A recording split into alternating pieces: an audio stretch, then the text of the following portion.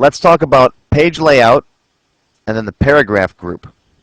Here we have additional options for indent and paragraph spacing. Now, if you recall from previous lessons, back on the Home tab, there's also a paragraph group. And in here, you have decrease and increase indent, and also a line spacing button.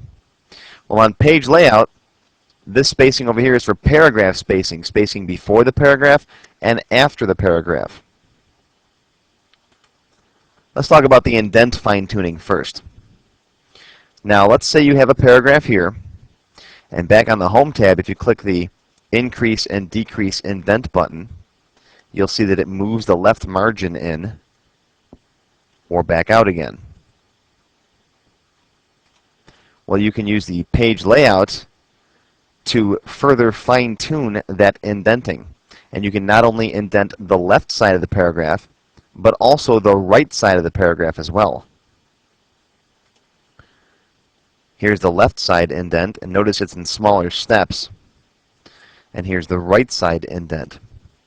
And this is very handy for things like direct quotes. For example, something like this. He said, colon, enter, and then let's pretend this is my quote, and it ends, oh, down here. Enter. Well, I want to turn this paragraph here into a direct quote. So I'll indent the left a little bit and indent the right a little bit.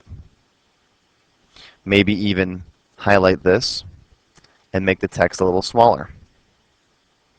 And perhaps even italicize it.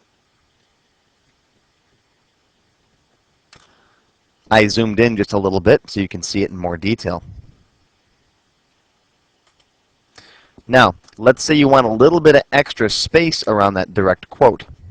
That's what the paragraph spacing is for over here. This is the spacing before the paragraph. See, a little bit of spacing in there. And these are in point sizes. Fonts are measured in point sizes, 5 point, 6 point, 8 point, and so on. Now, normally we have a 5-point space after the paragraph. That's the default for Word 2007. If you want to change the current paragraph, you can just click on that button there. You can also just type in values as well. Let's say I want 10 points in front and after the paragraph. Now you can see a 10-point spacing in front of the paragraph and after the paragraph.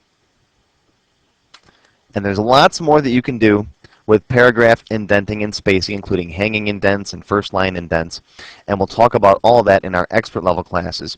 If you click on the little dialog box launcher right here, you'll see the paragraph box comes up, and there's all kinds of extra options in here